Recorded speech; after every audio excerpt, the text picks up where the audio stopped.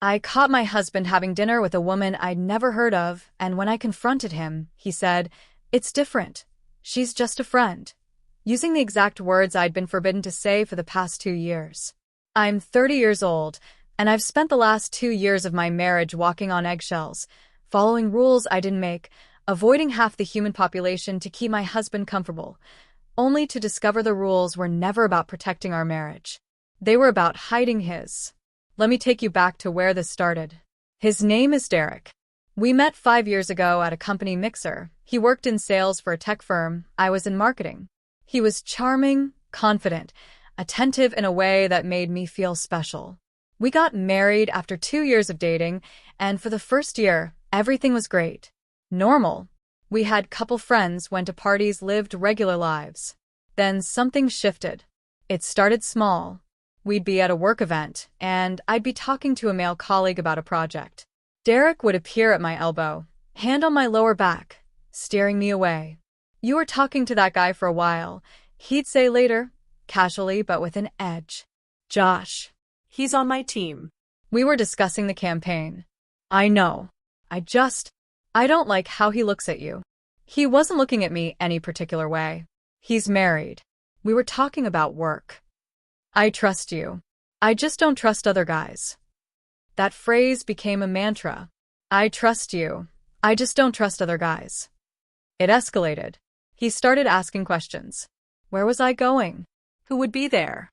Would there be men? Could I avoid talking to them one-on-one? Maybe I could bring Derek along? I tried to be understanding.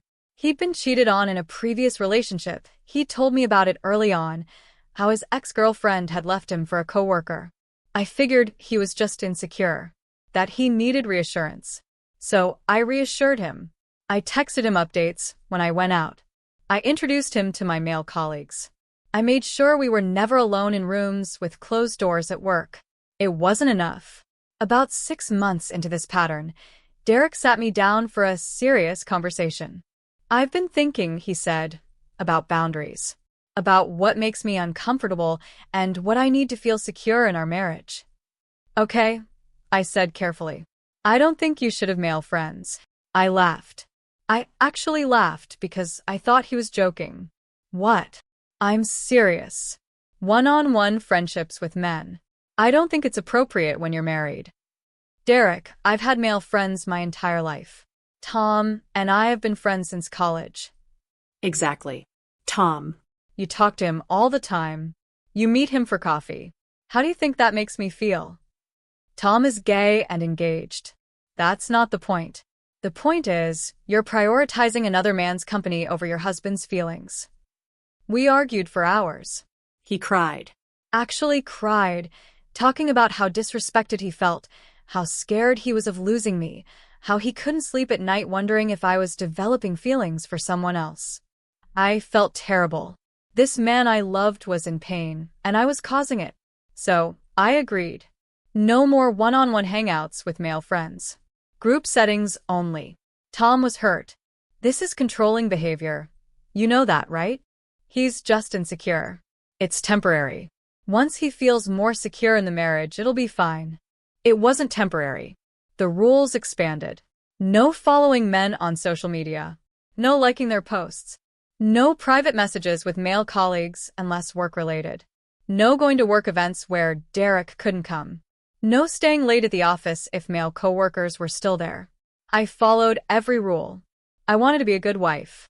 I wanted him to feel secure. And he seemed happier. More relaxed. More affectionate. I thought I was doing the right thing. 3 weeks ago, I left work early. Terrible migraine. Couldn't focus on my screen. I texted Derek that I was heading home, took an Uber, and walked into our apartment at 2 p.m. Derek wasn't home. He worked from home most days, but his laptop was gone, his coffee cup still on the counter. He'd said he had calls all afternoon. I took migraine medication, closed the blackout curtains, and tried to sleep. Around 5 p.m., my phone buzzed. A text from Derek. "Working late at coffee shop. Be home by 7. Weird. He never worked from coffee shops. He always said they were too loud and distracting. I responded, "Okay. Feel better. Migraine's still bad." At 6:30, I felt marginally better and decided to get some air. There's a park near our apartment where I like to walk. I put on sunglasses, still light sensitive, and headed out. The coffee shop Derek liked was on the way. I thought maybe I'd surprise him. Maybe we could walk home together. Through the window, I saw him. At a corner table. Laughing. Across from a woman. She was pretty. Dark hair, bright smile. Leaning forward, completely engaged in whatever Derek was saying. He was leaning forward too. Their hands were almost touching on the table. The body language was intimate. I stood there on the sidewalk, frozen, watching my husband be more animated and present with this woman than he'd been with me in months. I walked in. Derek saw me. His face went through about 5 emotions in 2 seconds: surprise, panic, guilt, and then forced casual. Maya. Hey. What are you doing here? He stood up quickly. I could ask you the same thing. I looked at the woman. She was looking between us, confused. This is Natalie. From work. We were just going over the quarterly reports. Hi, Natalie said, extending her hand. You must be Maya. Derek talks about you all the time. Funny, I said, shaking her hand. He's never mentioned you. Awkward silence. We should get going, Derek said, closing his laptop hastily. Natalie, we'll finish this tomorrow. Oh. Okay. Nice to meet you, Maya. Derek and I walked home in silence. Complete silence. When we got inside, I turned to him. Who is Natalie? I told you. Coworker. We were working on. You've never mentioned her. Not once. You've worked with her how long? About a year. She's new to the team. A year. You've worked with her for a year, and I've never heard her name. It never came up. You talk about your other coworkers. Brad. Simon. Michelle. But never Natalie. He shifted uncomfortably. What's your point? My point is that you're hiding her from me. I'm not hiding anyone. We're colleagues. We were working. At 6:30 p.m. on a Wednesday. At a coffee shop. Looking very cozy. We weren't cozy. We were working. Derek. I crossed my arms. You made me give up all my male friends. You monitor my messages. You get upset if I talk to a male colleague for more than 5 minutes. And you're having coffee dates with a woman you've never once mentioned to me? It's not the same. How is it not the same? Because I'm not attracted to her. She's just a friend. The words hung in the air. Just a friend. The exact words he'd forbidden me from using. So you're allowed to have just friends of the opposite sex, but I'm not? It's different with men. Men always have ulterior motives. And you don't? With Natalie? Who you grab coffee with and never mention to your wife. I trust myself. I know my intentions. I can't control what other men are thinking when they're around you. So you trust yourself, but you don't trust me. That's not what I said. That's exactly what you said. You're allowed to have opposite-sex friends because you trust yourself. I'm not allowed because even though you claim to trust me, you don't trust my judgment around men. He ran his hands through his hair, frustrated. You're twisting this. I'm not twisting anything. I'm pointing out a double standard. If you can have coffee with Natalie, I can have coffee with Tom. That's different. How? I was yelling now. How is it different? Explain it to me in a way that doesn't sound like complete bullshit. Because she's just a friend. He yelled back.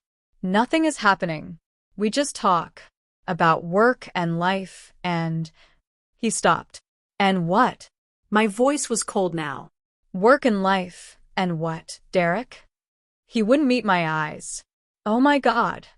The realization hit me like ice water. You have feelings for her. I don't. You do. You absolutely do. That's why you've been hiding her. That's why you never mentioned her. That's why you're getting defensive. I love you. That's not an answer. Silence. Do you have feelings for Natalie? It's complicated. My heart was breaking in real time. It's really not. Do you have romantic feelings for her? Yes or no? Long pause. I don't know. I sat down. My legs wouldn't hold me anymore. How long? I asked quietly. How long what? How long have you been whatever this is? With Natalie. Nothing has happened. We've never kissed, never. That's not what I asked. How long have you had feelings for her? He sat down across from me. A few months. Maybe 6. 6 months. Half a year of him policing my friendships while developing feelings for someone else. Do you talk to her every day? Most days. Yeah. What do you talk about? Everything. Work. Life. She's easy to talk to. She gets me. And I don't. You do, but it's different. With her, I don't have to be the husband or the provider or the responsible one. I can just be Derek. You can be Derek with me. You've just chosen not to be. It's not that simple. It really is. You created all these rules about my friendships because you were developing feelings for someone else, and you projected your guilt onto me. He looked up sharply. That's not. Yes, it is. You banned me from having male friends right around when Natalie joined your team. You made me follow all these rules because you couldn't trust yourself, and you wanted to make sure I wasn't doing what you were doing. He opened his mouth, then closed it. Because I was right. I want to see your messages with her, I said. What? Your messages. With Natalie. If this is all innocent, if she's just a friend, show me. That's an invasion of privacy. You read my messages all the time. You check who I'm talking to, what I'm saying. Show me your messages with Natalie. No. That one word told me everything. Get out, I said. Maya. Get out. Of this apartment. Right now. This is my home too, and it's my name on the lease. Get out. Go stay with a friend. Maybe Natalie. He packed a bag. Left. I sat in the silence of our apartment and tried to process what just happened. Then I opened my laptop and logged into our phone account. We shared a plan, which meant I could see the data usage, the numbers he texted and called most. One number appeared dozens of times every single day. Starting about 8 months ago. I clicked on it. The activity log showed texts at all hours. Morning, lunch, evening, late night. Hundreds and hundreds of messages. While he'd been monitoring my friendships, limiting my contacts, making me prove I was loyal, he'd been texting another woman constantly. I took screenshots of everything. Then I called Tom. Maya? What's wrong? I broke down. Told him everything. The double standard, the coffee shop, the admission, the messages. I'm coming over, he said immediately. Derek said I shouldn't have male friends over. Derek can go fuck himself. I'm coming over. Tom showed up 30 minutes later with Chinese food and wine. He sat with me while I cried, while I raged, while I tried to make sense of how I'd become so small in my own marriage. This is emotional abuse, Tom said gently. You know that, right? Isolating you from friends, controlling who you talk to, monitoring your behavior, that's textbook manipulation. But he said he was just insecure. He's not insecure. He's projecting. He was doing something wrong, so he made you follow rules to assuage his own guilt. I've lost so many friends because of him. I've made myself smaller and smaller trying to make him comfortable, and the whole time he was having an emotional affair. Yes. Is it an affair if they didn't sleep together? Maya, affairs aren't just physical. He gave his emotional energy, his time, his intimacy to another woman while making you believe you couldn't even talk to male colleagues. Yes, it's an affair. Derek came back the next morning. Let himself in with his key. We need to talk, he said. Agreed. We sat down. He looked like he hadn't slept. I ended things with Natalie, he said. I told her we can't talk anymore outside of work. I told her I need to focus on my marriage. Good for you. I'm sorry. I'm so sorry. I know I messed up. I know I was being a hypocrite. But I want to fix this. I want to fix us. I pulled out my printed screenshots. The phone logs showing hundreds of messages with Natalie. The timestamps showing he'd texted her goodnight after he texted me goodnight.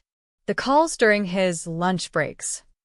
For 8 months, I said, you had an emotional affair with Natalie while forbidding me from having any male friends. For 8 months, you monitored my phone, my social media, my whereabouts, while texting her dozens of times a day. He stared at the papers. Do you have anything to say? I I didn't realize it had been that long. You didn't realize you'd been texting her goodnight for 8 months? That you'd been calling her on your lunch breaks? That you'd been having coffee dates without mentioning it to me? I knew it was wrong. I couldn't stop. But you could stop me. From having friends. From living my life. You could control me, but you couldn't control yourself.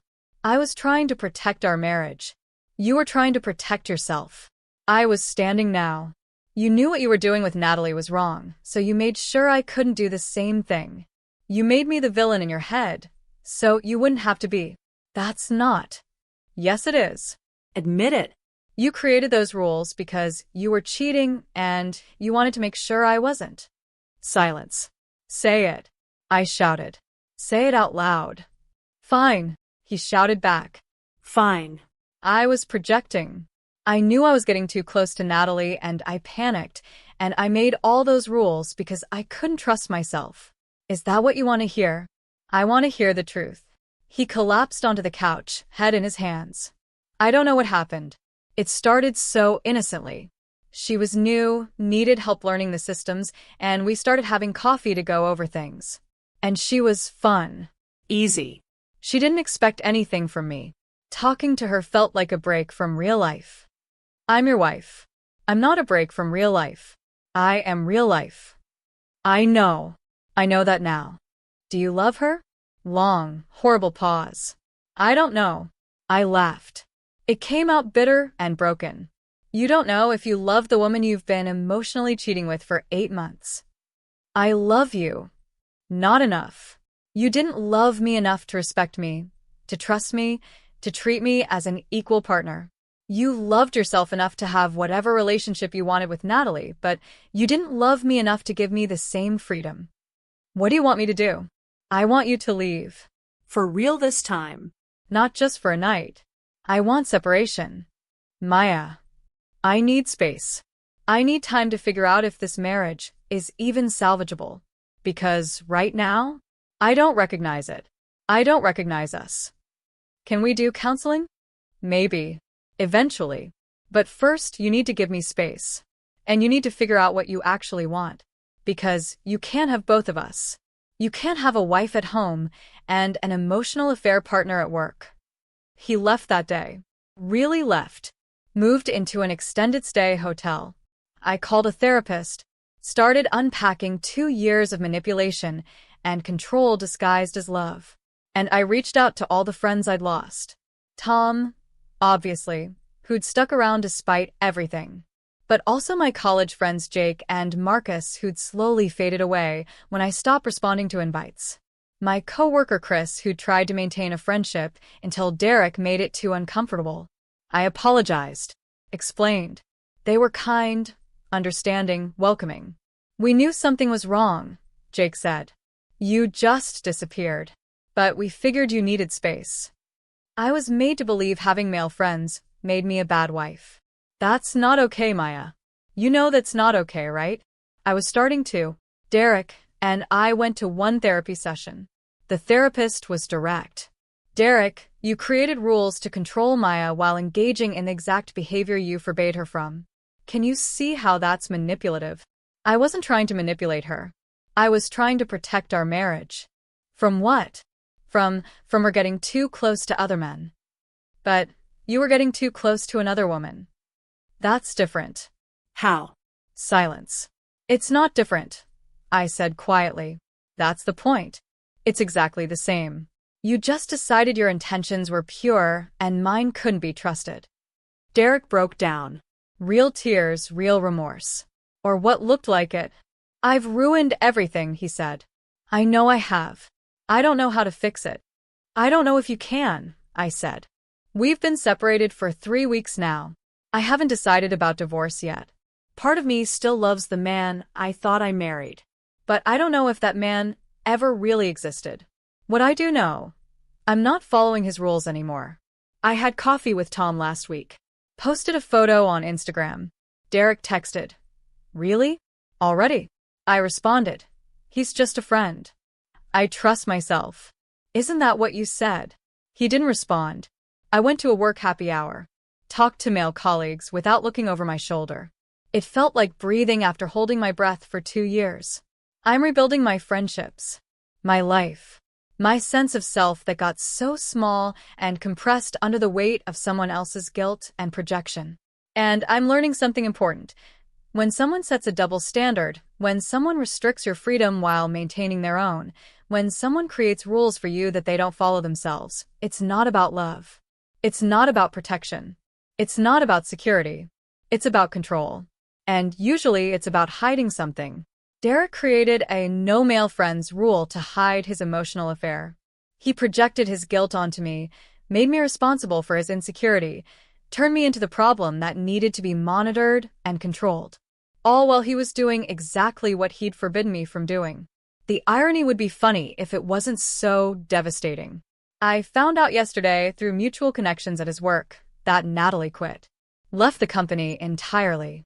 Her resignation letter apparently mentioned inappropriate workplace relationships. Derek texted me, "Natalie's gone. It's really over. Can we try again?" I stared at that text for a long time. The truth is, I don't know if I want to try again. I don't know if I can ever trust him. I don't know if I can forgive him for making me feel like I was the problem when he was the one crossing boundaries. What I do know, I'm not going back to those rules. I'm not making myself smaller. I'm not cutting off half the human population to make a man comfortable while he does whatever he wants. I deserve better than that. I deserve equal treatment, equal freedom, equal trust. And if Derek can't give me that, if he can't see why his double standard was wrong, why his projection was manipulation, why his rules were abuse, then there's no marriage left to save. Last night, Tom asked me how I was doing. Better, I said. Different, but better. Are you going back to him? I don't think so. Not unless something fundamental changes. And I don't know if it can. You deserve someone who trusts you, who doesn't police your friendships while having secret emotional affairs. I know. I'm starting to really know that. Here's what I wish I'd known 2 years ago. When someone creates restrictive rules for your behavior, ask yourself if they're following the same rules. If they're not, if they get freedom while you get control, you're not in a partnership. You're in a prison with a warden who thinks they're above the laws they enforce. And no marriage built on double standards can survive. Because eventually, the truth comes out. It always does. Mine came out in a coffee shop window. Watching my husband laugh with a woman he'd never mentioned, exhibiting all the behavior he'd forbidden me from having. And in that moment, I realized the rules were never about protecting our marriage. They were about protecting his affair. And I'm done protecting it for him. I'm done protecting anyone except myself. And maybe that's the real beginning of healing. Not when Derek apologizes enough, or changes enough, or proves himself enough. But when I finally believe I deserve to be treated as an equal, with equal trust, equal freedom, and equal respect. I'm getting there. One coffee date with a male friend at a time.